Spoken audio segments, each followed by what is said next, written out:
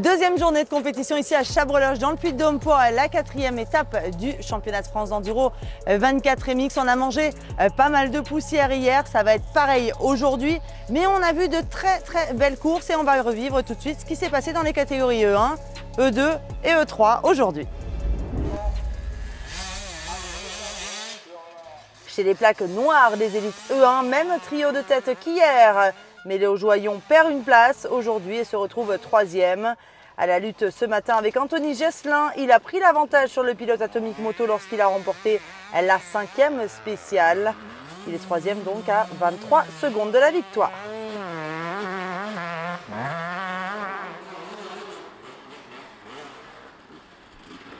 De son côté, Thibaut Giraudon est 2e alors qu'il menait la danse jusqu'au début du 2e tour. Le pilote de la Sherco Academy s'est imposé sur 3 spéciales et compte ce soir 6 petites secondes de retard sur la gagne. C'est un doublé signé Daffy Enduro Team avec Thiel Declerc qui enchaîne les victoires dans la catégorie Élite E1. Bien malmené par la jeunesse ce matin, il a su réagir pour remporter la 6e journée de la saison.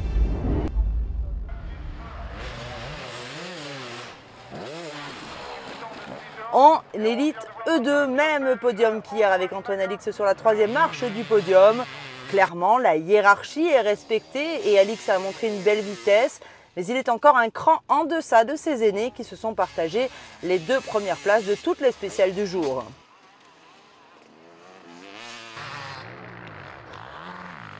Le vainqueur hier, Hugo Blanjou, est 2e ce soir. Mais quelle journée et quelle bataille pour la victoire avec Théo Espinas. On a eu droit à un mano à mano tout au long de la course. Un peu distancé à l'entame du dernier tour, Blanjou a repris 11 secondes à Espinas dans les 2 dernières spéciales. Mais il en manque encore 4 pour s'imposer. Blanjou reste leader des élites E2 avant la finale de Requista.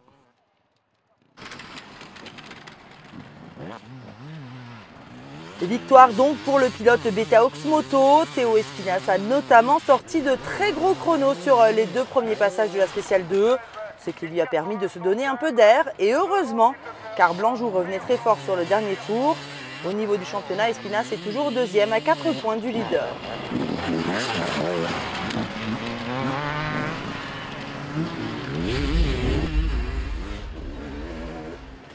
Enfin en élite E3, belle bagarre pour le podium puisque Julien Roussali, qui termine 3e ce soir, a longtemps été 2e, tenant la dragée haute à Loïc Larieux.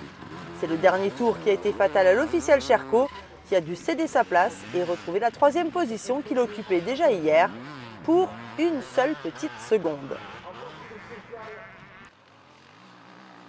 Larieux a eu chaud, mais sauve le maximum de points en prenant la 2e place derrière son plus féroce adversaire. Le fossé se creuse désormais entre Maguin et Larieux pour le championnat et il va falloir tout donner sur la finale pour espérer accrocher le seul titre élite qui lui manque en enduro après les titres E1 et E2. Le Belge était imprenable aujourd'hui encore, même si Antoine Maguin a mal démarré la journée en prenant le 6e temps seulement de la première spéciale.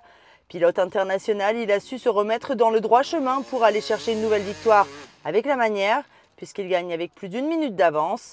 L'officiel Sherco compte désormais 18 points d'avance au classement provisoire Élite E3.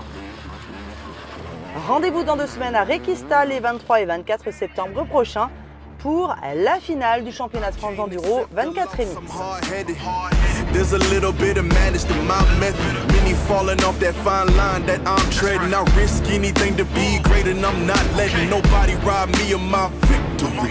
Number 1, that's what I'm meant to be. When by any means, only thing that makes sense to me, I can make nice or make history. I got that dog in me, yeah, turn me up. Big energy, got the crowd going nuts. I got that dog in me, yeah, ante up. I take on anyone, I don't need a one-on-one. I got that dog in me, yeah, I'm talking all bite.